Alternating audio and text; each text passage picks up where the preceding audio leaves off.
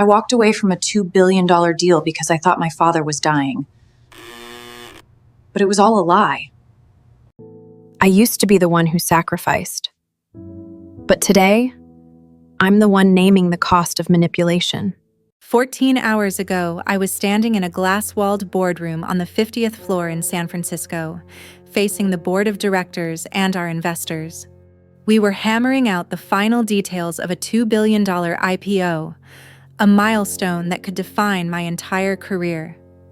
And now I'm in an Uber in Austin, Texas, with a single thought screaming in my head.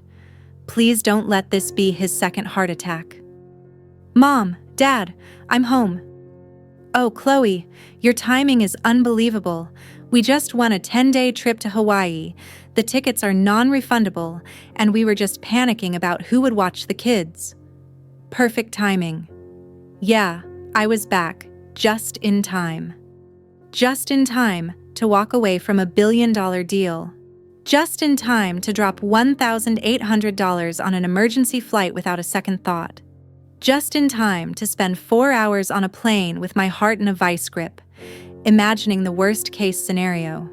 All because of my father's phone call last night. I can still hear his voice cracking on the other end of the line.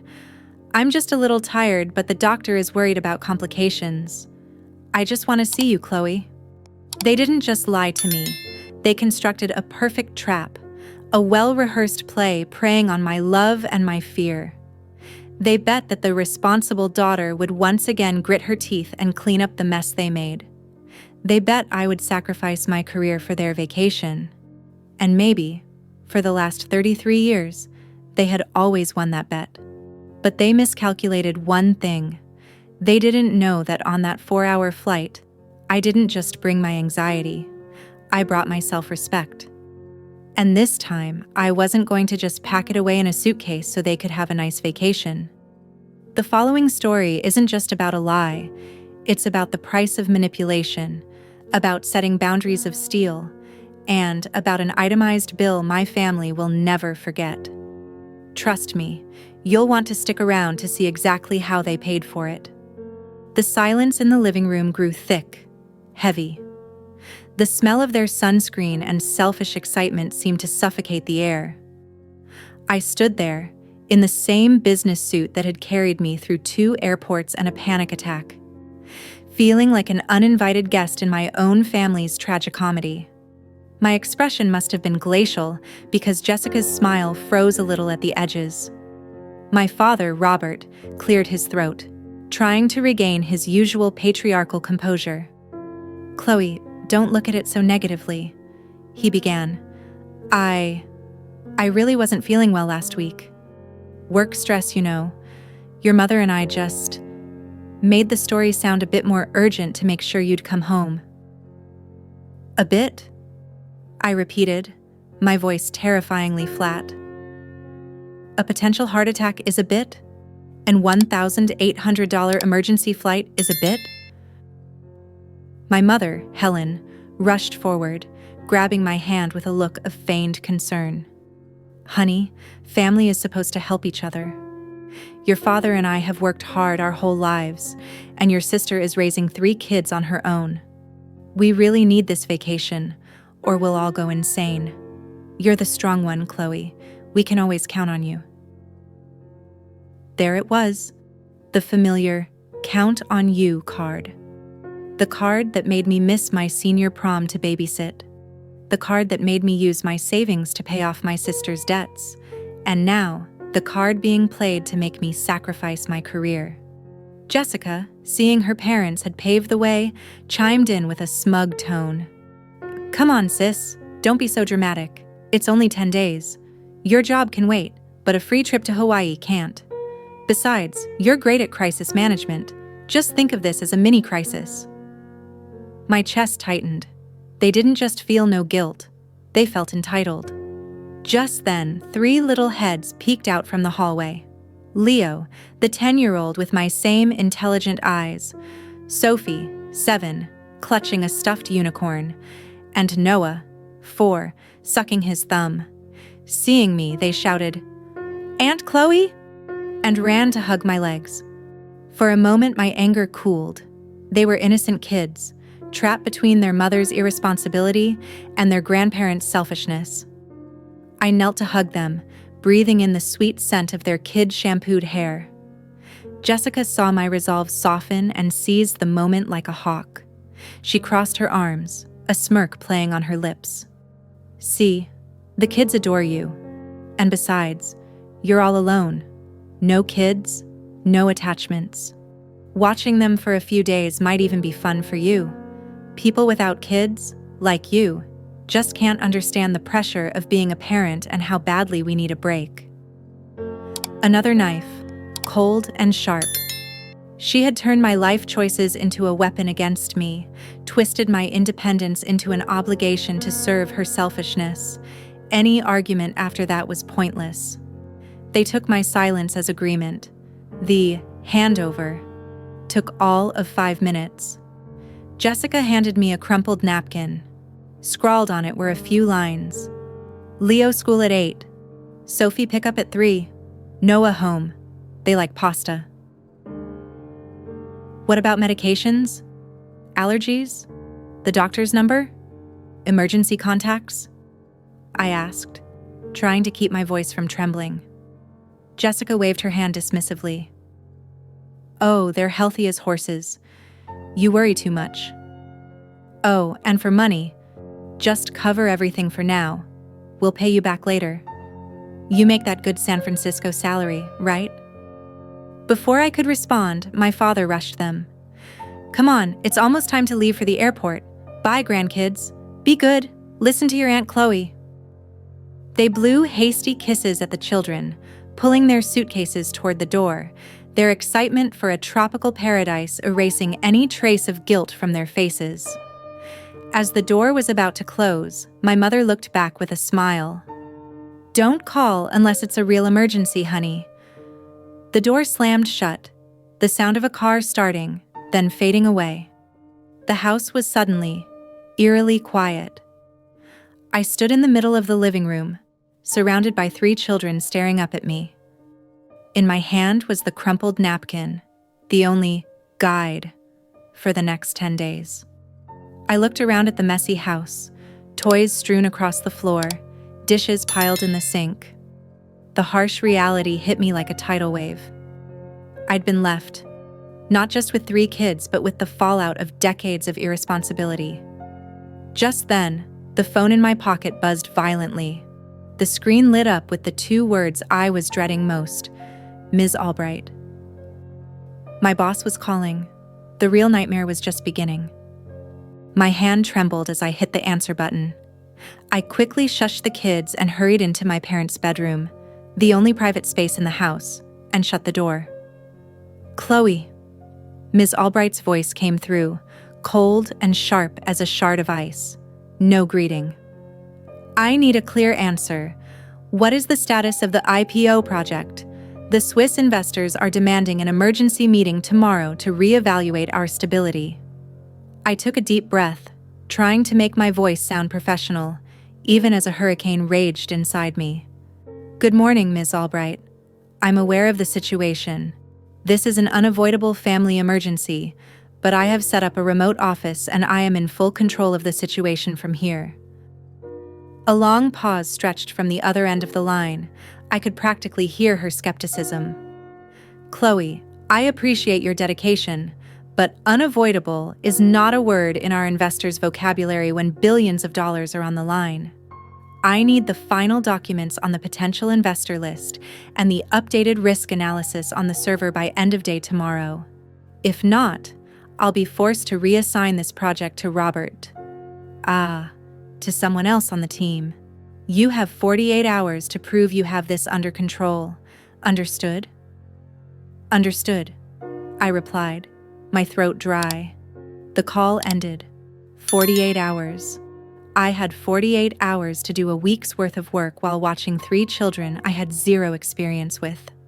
I looked around my parents' messy bedroom, feeling the walls slowly closing in. The next morning was a symphony of chaos. Leo couldn't find his math homework and insisted it had been hidden by aliens.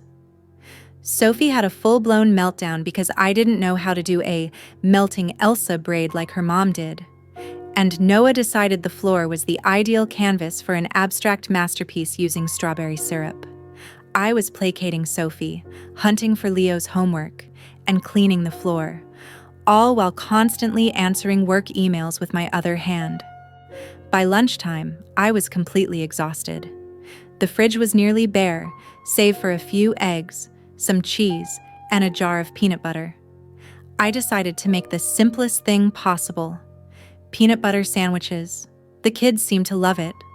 I felt a flicker of hope, a sense that maybe, just maybe, I could get through this. I was wrong. About 20 minutes after lunch, Noah started scratching his neck restlessly. He whimpered, "Aunt Chloe, I'm itchy." I looked closer and saw to my horror that his face was breaking out in red welts. His breathing grew wheezy. Jessica's napkin, not a single word about allergies. My chest seized as if clamped by an invisible hand. Panic. It was the only word for what I felt. I scooped up Noah, yelled for the older two to get their shoes on, and bolted for the car. I didn't know where the nearest pediatric clinic was. I just drove, following Google Maps, my hand gripping Noah's small one, feeling every labored breath he took. At the urgent care clinic, the nurses acted fast. They gave Noah a shot of antihistamine and epinephrine. The welts slowly subsided. His breathing returned to normal. When the doctor asked me about his medical history, I could only shake my head, helpless. His mother didn't leave any medical information. The doctor gave me a pitiful look, a mixture of sympathy and judgment. The crisis passed, leaving behind a hollow feeling and a $500 medical bill for a visit with no insurance information. We got home in the early afternoon. All 3 kids were tired and scared. I tucked Sophie and Noah in for a nap, while Leo sat quietly in a corner, seeming to feel guilty for worrying me. Finally, after hours, I had some quiet. I trudged to the dining table and opened my laptop. The screen lit up, displaying a cascade of unread emails and pending documents. The clock was ticking. I had less than 30 hours to save my career. I buried my head in my hands, feeling the weight of the world on my shoulders. I needed to focus. I needed to work. There could be no more disasters. But I had no idea that the worst disaster was yet to come, and it was sitting quietly in the living room, right next to my laptop. With a Herculean effort, I pushed all the chaos from my mind. For the next few hours, my world shrank to the size of my laptop screen. I dove deep into complex spreadsheets, delicately worded emails, and strategic analyses. I was in my zone, where numbers and data followed a clear logic, unlike the irrationality of my family. The children, perhaps sensing my tension, were surprisingly well behaved. Sophie and Noah were still napping, and Leo sat quietly at the adjacent table, doodling in his notebook. A rare quiet settled over the house. I had nearly finished the most critical update. I just needed to attach the final investor list file to the email from Ms. Albright, and I could prove I was still in control. It was an extremely sensitive file, the result of months of work, and for security reasons, it was stored only on the company's encrypted network drive, with no local copies allowed. Feeling my throat go dry, I stood up and walked to the kitchen for a glass of water. I was away from my laptop for less than 2 minutes. When I returned, Leo was sitting in my chair, his hand on the mouse, a proud look on his face. "Aunt Chloe, look," he said, pointing at the screen. "Your desktop was so messy and there was a bunch of stuff in the trash. I cleaned it up for you. It's all clean now." An icy chill shot down my spine. "What? What did you do, Leo?" I asked, struggling to keep my voice calm. "I dragged the junk files to the recycle bin, and then I clicked empty recycle bin like my dad does to make the computer run faster. Am I a good helper?" My heart hammering, I rushed to the chair. I opened the draft email, clicked the attach file button, and navigated to the network drive. The folder IPO Final Contacts was empty. Completely empty. No, it can't be, I whispered. I checked again, refreshed the folder. Still nothing. I accessed the network drive's recycle bin, hoping for a recovery. It was also empty. Leo hadn't just deleted files from my computer. He had permanently deleted them from the company server. I turned to Leo, who was still looking at me, expecting praise. I couldn't be angry. I just felt a cold, hollow emptiness spread through my body. Leo, my voice trembled. Can you go play with your sister in your room for a little while? Auntie needs to work a bit. He obediently left. The moment the bedroom door closed, my last ounce of composure shattered. I didn't scream. I didn't break things. I just sat there, numb, staring at the empty screen, the symbol of my unraveling career. I stumbled to my feet, walked into the bathroom, and locked the door. I slowly slid down to the cold tile floor, hugging my knees. And then I started to cry. Not loud sobs, but silent, hot tears, uncontrollable shudders as all the pent-up frustration, anger, and humiliation finally broke through. I had sacrificed so much. I had endured so much. I had always been the fixer, the cleaner, the responsible one. And where had it gotten me? Crying on a bathroom floor in Austin, having lost both my career and my dignity. After a long moment, I lifted my head and looked at my reflection in the mirror. A woman with puffy eyes, a pale face, and an expression of utter defeat. It was the face of good Chloe, responsible Chloe. And suddenly, another feeling rose up, stronger than the grief. It was rage. Not rage at Leo, a child who is only trying to help, but rage at the people who put him, and me, in this position. My dad, my mom, Jessica. They had planted the seeds of this disaster with their selfishness. They had destroyed everything, then boarded a plane to paradise, leaving me alone to bear the consequences. I stared directly into my own eyes in the mirror. I saw the tears, but underneath them, a spark had just been lit. A cold, determined spark. No, I whispered to myself, my voice firmer now. I don't deserve this. I stood up and splashed cold water on my face. It shocked my system into clarity. When I looked in the mirror again, the woman looking back was no longer a victim. They caused this, I said, my voice now perfectly calm, and they are going to pay for it. When I walked out of that bathroom, I was no longer the manipulated Chloe. I was a woman with a plan, a counteroffensive, and the first step was taking back control. When I walked out of the bathroom, the air itself felt different. Or maybe I was the one who had changed. The panic was gone, replaced by a chilling calm. The skills I had honed over years in the corporate world, crisis analysis, contingency planning, and ruthless execution, were now surging to the forefront. But this time, the crisis I had to manage was my own life. First order of business, triage the disaster. Priority 1, my career. The file was gone. Remote recovery was next to impossible. The only solution was a physical presence at the San Francisco office, where our expert IT team might have a 1% chance of salvaging the data from high-level server backups. I couldn't do that from Austin. I picked up my phone. This time, I was the one calling Ms. Albright. Ms. Albright, I said the moment she answered, my voice even, without a trace of a tremor. I'm calling to report a critical incident. Due to a security lapse on my part, critical data files for the IPO project were permanently deleted from the server by an unauthorized party. I take full and complete responsibility for this. I heard a sharp intake of breath on the other end. I continued, giving her no room to interrupt. The only chance for recovery requires direct intervention at the data center. I have booked the first flight back to San Francisco tomorrow morning and will be in the office before 9 a.m. I will not leave until this is resolved. Between now and then, I need you to stall the meeting with the Swiss investors. Tell them an internal technical issue is being rectified. I will update you the moment I land. I didn't plead. I didn't explain. I reported facts, took ownership, and presented a plan of action. I had turned myself from a problem into part of the solution.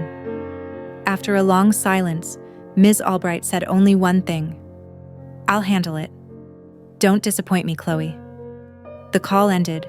Priority 1 was in motion. Next, priority 2. The legal and moral problem. 3 children. I couldn't just leave them, but I couldn't stay. I needed a reliable party. I scrolled through my contacts and called the one family member who would give me a straight answer. Aunt Judy.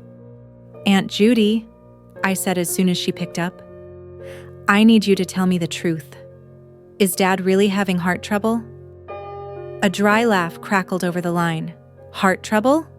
The only trouble with your father Robert's heart is too much barbecue. Let me guess. This has Jessica's fingerprints all over it? Tell me what they've done to you now, Chloe." Hearing the genuine outrage in her voice, an invisible weight lifted off me. I recounted the entire story, briefly. Aunt Judy listened in silence, and when I finished, she simply said, "Chloe, you have suffered enough. You have to save yourself first.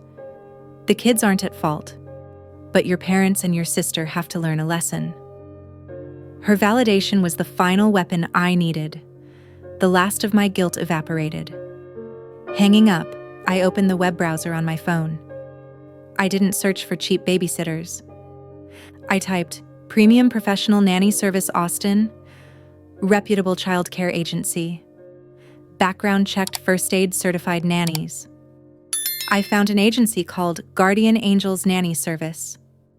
They offered fully trained nannies, experienced in emergency situations, and bonded and insured. I called their hotline. "I need a nanny," I told the dispatcher, my tone as professional as if I were booking a corporate event. "I need your best, most experienced person, starting at 7 a.m. tomorrow, for 24/7 coverage for the next 8 consecutive days. Price is not an issue." After providing my credit card information and completing the arrangements, I had a confirmation email. A nanny named Patricia, a former pediatric nurse with 15 years of experience, would be at the house tomorrow morning. The final piece. I opened my airline app. One-way flight, Austin to San Francisco, departing at 6:30 a.m. I hit confirm. The ping of the flight confirmation email sounded in the quiet room. I looked at my phone, the email from my boss, the text from my aunt, the email from the nanny service, the flight confirmation. All the pieces were in place. I knew that when the sun rose, a storm would break. The calls, the screaming, the accusations. But for the first time in my life, I wasn't afraid of the storm. Because this time, I was the one creating it. I didn't sleep that night. Adrenaline and a clear objective had completely replaced fatigue. While the house was silent, I turned the kitchen into a command center. I wasn't just preparing, I was creating evidence of the difference between responsibility and irresponsibility. I took an empty binder and began constructing a care manual that would be the envy of any mother. I printed out a detailed, hour-by-hour schedule for all 3 children, from wake-up to bedtime. I documented their favorite foods and their dislikes. Most importantly, I dedicated an entire page in bold letters, "Urgent medical notice," detailing Noah's peanut allergy, which I had to get from the hospital, along with a copy of the $500 ER bill. I listed their favorite TV shows, the names of the stuffed animals they couldn't sleep without, and the songs that soothed their tantrums. I was doing the work their own mother couldn't be bothered to do. After finishing the manual, I sat down and wrote a letter. My hand was steady. Every word was clear, firm, and devoid of sentimentality. To Dad, Mom, and Jessica, I wrote, "By the time you read this, I will be on my way back to San Francisco. I am not writing this to argue, but to inform you of the decisions that have been made based on your actions. First, I was deliberately deceived with a fabricated story about Dad's health, causing me significant emotional distress and financial loss. Second, this action directly threatened my career, culminating in an irreversible data loss incident that was a direct consequence of me being forced away from my work environment. Third, and most importantly, Jessica's negligence put Noah's health in jeopardy. The failure to provide basic medical information is unacceptable. For these reasons, I cannot continue to stay. However, I am not abandoning the children. I have hired a professional, fully trained nanny from the Guardian Angels Agency to care for them until you return. She is equipped with the skills and information to ensure their safety. All costs for this service, along with my airfare and Noah's medical bill, will be itemized and sent to you for full reimbursement. I will not be answering calls or messages of a critical or accusatory nature. We will talk when you get back, on the condition that it is a discussion between adults, centered on respect and accountability. Until then, all communication regarding the children is to be directed to the designated professional caregiver. I signed it. Chloe. Placed it in an envelope and set it neatly on the kitchen table next to the thick binder. At 7 a.m. sharp, the doorbell rang. A woman in her 50s with neat hair and a warm but capable smile introduced herself as Patricia. She radiated a calm professionalism that immediately put me at ease. I spent 30 minutes on the handover, giving her the manual. Patricia flipped through the pages, her eyes widening in surprised approval. "Ma'am," she said, "in my 15 years, this is the most detailed and professional handover I have ever received. You have nothing to worry about. The children will be in the best of hands." Then came the hardest part.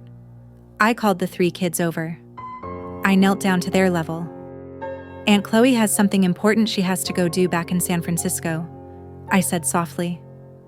"So I've asked Ms. Patricia, who is an expert at playing with kids, to come stay with you until Grandma, Grandpa, and Mommy get back. She's really good and has lots of fun games." Leo asked, "Is it because we were bad?" My heart clenched. "No, absolutely not," I said firmly. "This is a grown-up thing. You are the most wonderful kids. Be good and listen to Ms. Patricia, okay?" I hugged them tightly, then turned and walked away before my own tears could start. Patricia professionally took over, already engaging the kids in a conversation about making cookies. I pulled my suitcase out the door. The click of the lock behind me sounded like chains breaking. On the way to the airport for the first time in days, I felt like I could breathe. At the boarding gate, my phone vibrated. It was a text from Jessica. A selfie of the 3 of them on a beach in Hawaii, beaming with cocktails in their hands. The caption, "Aloha from paradise. Hope the kids aren't driving you too crazy. LOL." Their cluelessness was staggering. I took a deep breath and opened a pre-drafted message. I didn't argue, I didn't explain. I just sent a cold, clinical reply. "For all non-emergency inquiries regarding the children, please contact Ms. Patricia at Guardian Angels Service Isha. She is the professional caregiver currently in charge. I am unavailable." I hit send, then switched my phone to airplane mode. The storm had officially begun, and I was thousands of miles away, flying toward my freedom. The flight from Austin to San Francisco was the longest and also the most productive flight of my life. There was no panic, only intense focus. The moment we reached cruising altitude, I had my laptop open, connected to the Wi-Fi, and was working like a machine.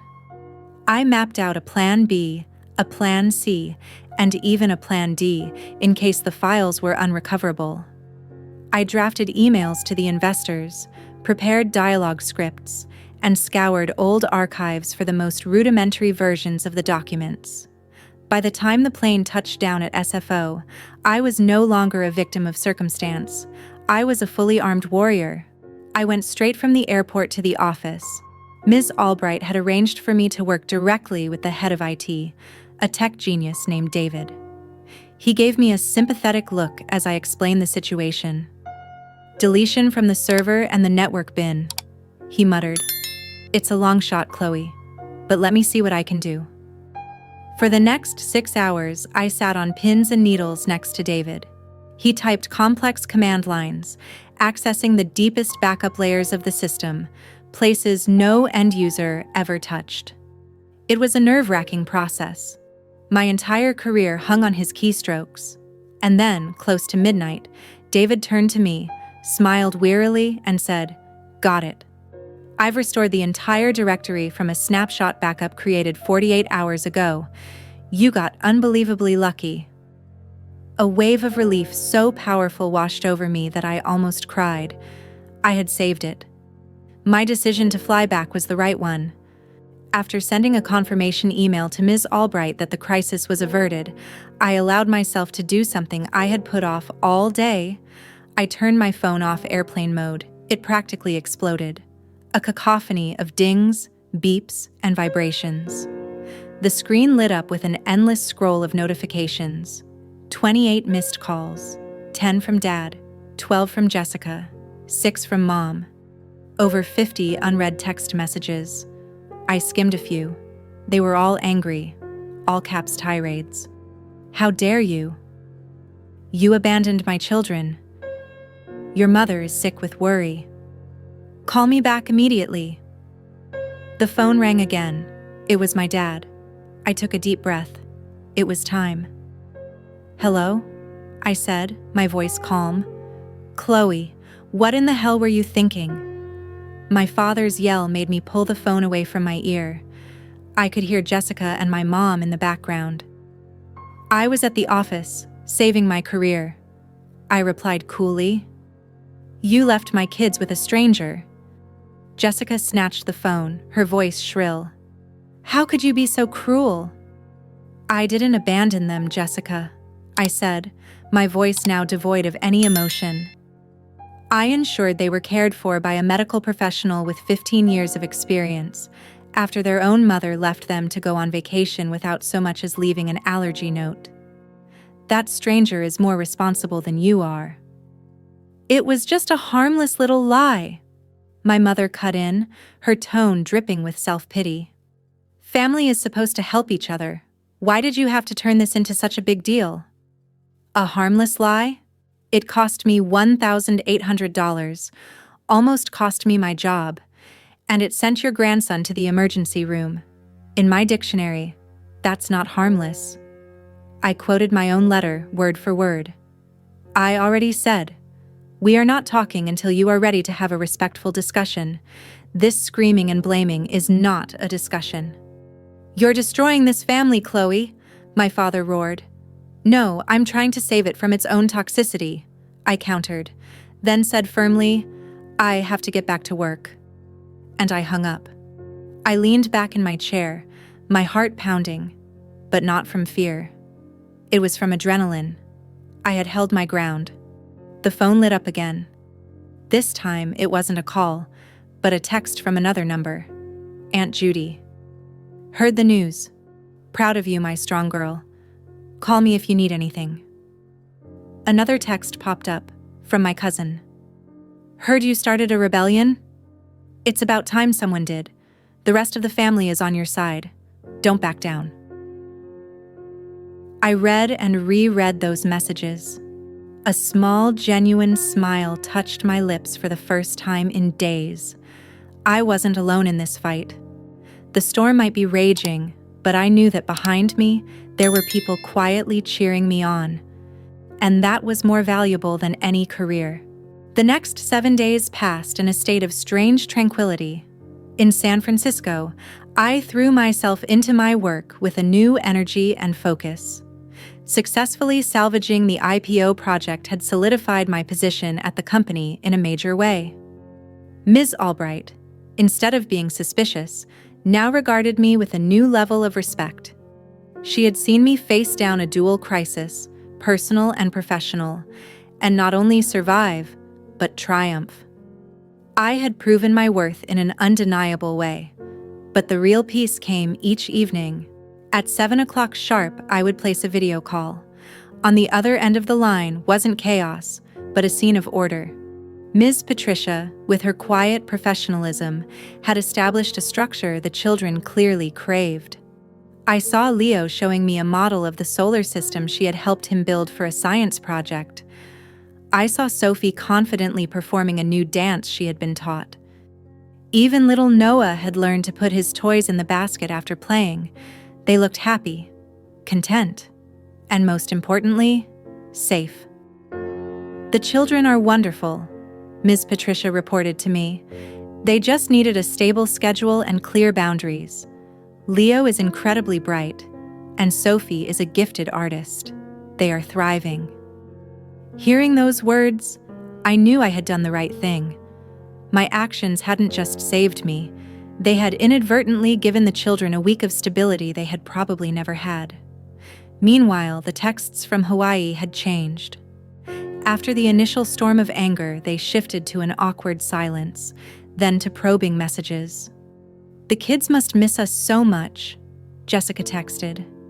"Does that nanny lady let them have ice cream?" my mom asked. I didn't engage. I gave the same consistent reply.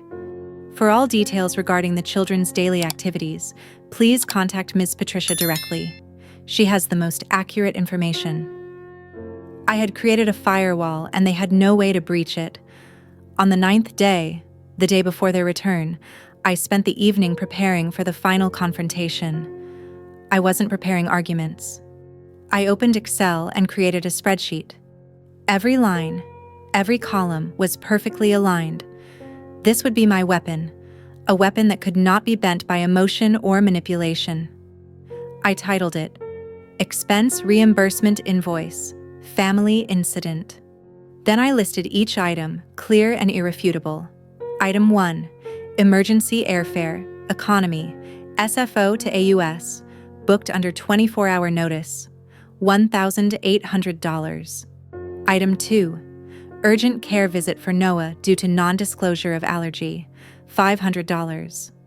Item 3, Guardian Angels, Professional Nanny Service, 8 days times $300 per day, inclusive of weekend surcharge, $2,400. Recovery service, per company invoice, internal rate, $1,500. At the bottom, a single number in bold. Total due for reimbursement, $6,200. I printed it out and placed it in a clean white envelope. The day they returned, I didn't meet them at the house. I asked them to meet me at a neutral coffee shop the next day, stating it was the only way to have an uninterrupted conversation. They arrived, tanned from their vacation, but their faces were tense. They looked prepared for a fiery battle, a screaming match of tears and accusations. I let them sit. My father started, his voice still tinged with indignation. "Chloe, I don't think—" I held up a hand, cutting him off. "Before we say anything else," I said calmly, and then I slowly pushed the white envelope to the center of the table. "I think we need to settle this first." My father frowned and opened the envelope. He pulled out the single sheet of paper. I watched his eyes scan from top to bottom. The anger on his face slowly morphed into astonishment, then disbelief. My mother and Jessica leaned in to look. What is this?" Jessica stammered. $6,200? Are you kidding me?" "This is not a joke," I replied, my tone as even as if I were presenting a business report. "This is the bill for the solutions I had to implement to solve the problems you created. You wanted a free babysitter, but your deception created a costly chain of events. I handled them professionally, and this is the cost of that professionalism." "You can't charge your own family?"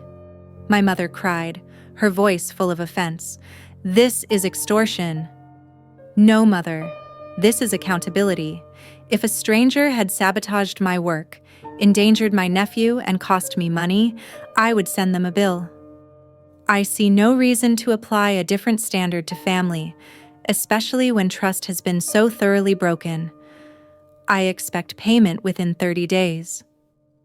They were silent, utterly silent. The screaming match they had prepared for was useless. They couldn't argue with an Excel spreadsheet. They couldn't guilt-trip an invoice. I wasn't playing their game. I was forcing them to play mine, a game based on logic, facts, and consequences. I stood up, grabbing my purse. When you've settled this bill, we can begin to talk about how to rebuild trust. For now, I have to go. I turned and walked out of the coffee shop, leaving them there, with their Hawaiian tans and a single white sheet of paper that contained the cold price of their selfishness. The battle was over, not with a bang, but with the stunned silence of being completely and utterly disarmed. After the confrontation at the coffee shop, there was a long silence. No angry phone calls, no guilt-tripping text messages, just silence. It was more unnerving than a tirade because it showed they were completely disarmed. They no longer knew what to say or do when their usual manipulation tactics no longer worked. Exactly 2 weeks later, a check arrived at my office. It came in a plain envelope with no letter attached.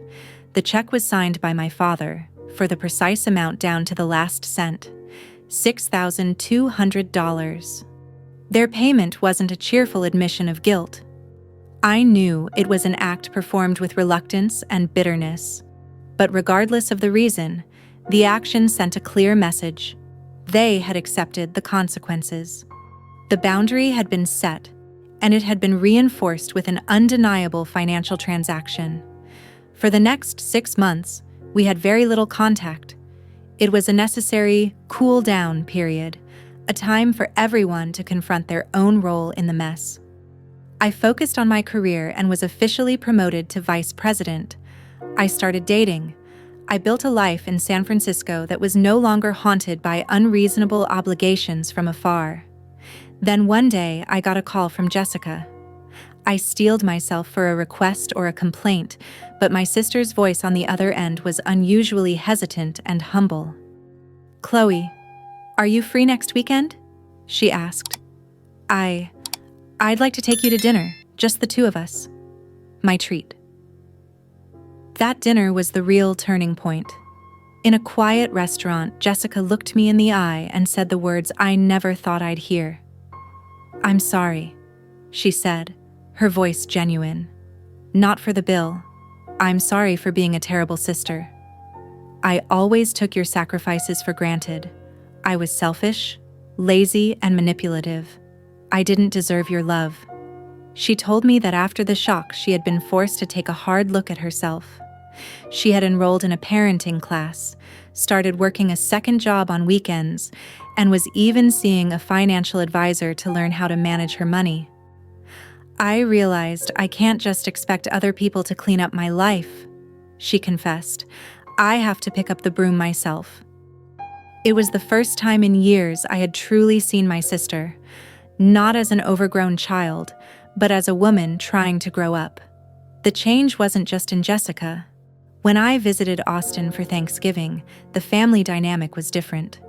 My father asked about my work with genuine curiosity, listening as I talked about deals and business trips. My mother, instead of reflexively defending Jessica, praised the progress we were both making.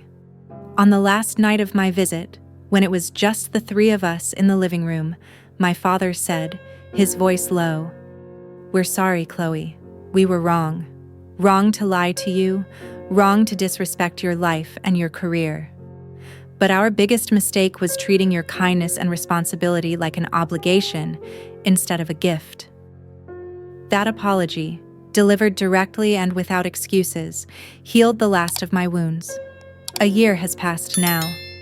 Our relationship isn't perfect, but it's healthy. It's built on a new foundation: respect. Jessica still calls me for advice, but she asks. She doesn't demand. My parents still want me to visit, but they check my schedule first. They don't assume my availability.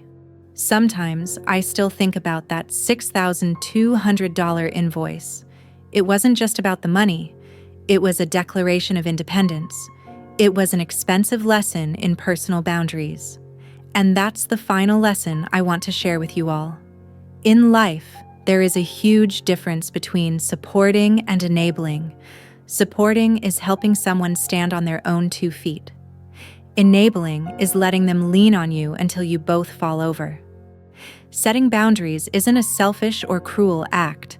Sometimes it's the most loving thing you can do for yourself and for the other person's potential to grow.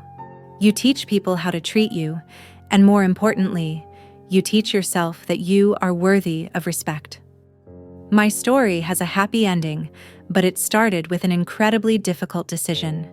If you are in a similar situation, feeling taken for granted, being taken advantage of, I hope this story gives you strength. Have you ever had to set a hard boundary with family or friends? Share your story in the comments below, because your experience could be the courage someone else needs to hear. Don't forget to like and subscribe for more stories about turning the tables on life's most complicated situations. Thanks for listening.